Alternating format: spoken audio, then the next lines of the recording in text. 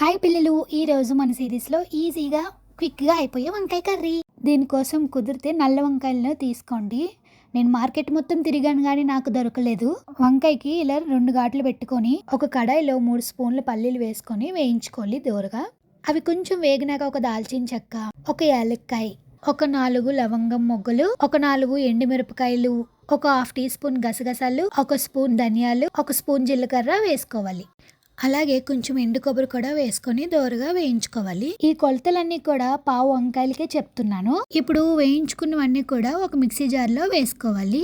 First పొడిగా చేసుకొని తర్వాత 2 పెద్ద సైజు ఆనియన్ ముక్కలు వేసుకోవాలి.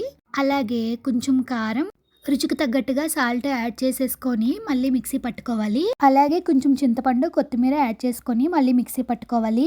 ఇప్పుడు కుక్కర్లో ఒక 3 స్పూన్లు ఆయిల్ వేసుకొని ఒక స్పూన్ ఆవాలు, ఒక హాఫ్ టీ స్పూన్ మెంతులు, ఒక హాఫ్ టీ స్పూన్ జీలకర్ర వేసుకొని వేయించుకోవాలి. అలాగే కొంచెం కరివేపాకు, చీల్చుకున్న 2 పచ్చిమిరపకాయలు, ఒక స్పూన్ అల్లం వెల్లుల్లి పేస్ట్ పచ్చివాసన పోయేంత వరకు వేయించుకోవాలి. అవి బాగా వేగినాక కడిగి పెట్టుకున్న వంకాయలను యాడ్ చేసేసుకొని మీడియం ఫ్లేమ్లో ఒక 3 నిమిషాలు మగ్గనివ్వాలి.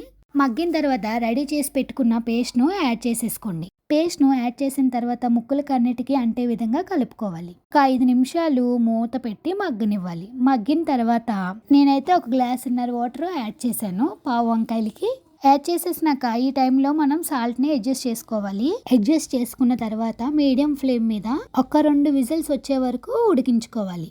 ఉడికించి చూస్తే మన టేస్టీ అయిన వంకాయ కర్రీ రెడీ.